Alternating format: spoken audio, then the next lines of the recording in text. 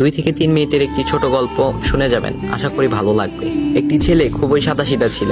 সে একটি দোকানে চাকরি করত। ছেলেটির বেতন ছিল মাত্র 5,000 টাকা। ছেলেটির দোকানের সামনে দিয়ে প্রতিদিন একটি মেয়ে স্কুলে যেত। মেয়েটি প্রতিদিন বোরকা পরে যেত, কিন্তু প্রায়ই মুখটা খোলা থাকতো। একদিন হঠাৎ করে ছেলেটির নজর পড়লো মেয়েটির দিকে। এভাবে বেশ কয়েকদিন যাবার পর মেয়েটি বুঝতে পারলো ছেলেটি তাকে লক্ষ্য করে। মেয়েটিও বাঁকা চোখে ছেলেটির দিকে তাকাতে শুরু করলো। ছেলেটি মেয়ের চলাফেরা দেখে মুগ্ধ হলো।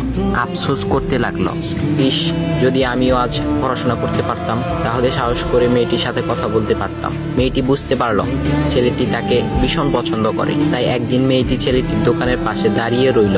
তখন ছেলেটি দুপুরের খাবার খাওয়ার জন্য দোকানের বাইরে আসে। সে চায়ের দোকানে গিয়ে 5 টাকার একটি রুটি খেয়ে পানি পান করে আসতে লাগলো। তখন মেয়েটি তার কাছে গেল। তুমি ভাত খেলে না, রুটি দিয়ে পেট ভরবে? তখন ছেলেটি মেয়েটিকে দেখে অবাক হয়ে গেল। তখন ছেলেটি বলল, আমি ভাত খেলে আমার মা, বাবা আর ছোট বোনকে কি খাওয়াবো? মেয়েটি শিক্ষিত, তাই অল্পতেই বুঝে গেল।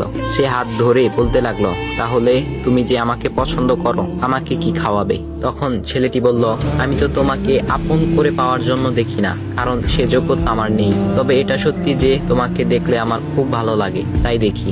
মেয়েটি ছেলেটির কথা শুনে চোখের পানি ধরে রাখতে পারলো না। সে বুঝে গেল ছেলেটির চরিত্র ও ভাবনা অনেক সুন্দর। সেদিন মেয়েটি চলে গেল।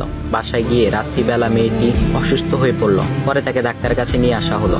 বলা হলো মেয়েটার 2টি কিডনি নষ্ট হয়ে গেছে। তখন মেয়ের বাবা ফোন করলো তার বন্ধুর ছেলেকে, যার সাথে বিয়ে দেওয়ার জন্য সে পাগল। কিন্তু মেয়েটি তার বাবার পছন্দের ছেলেকে বিয়ে করতে রাজি না, কারণ সে ছেলেটি টাকা থাকলেও কি হবে, তার চরিত্র খারাপ, সে লোভী।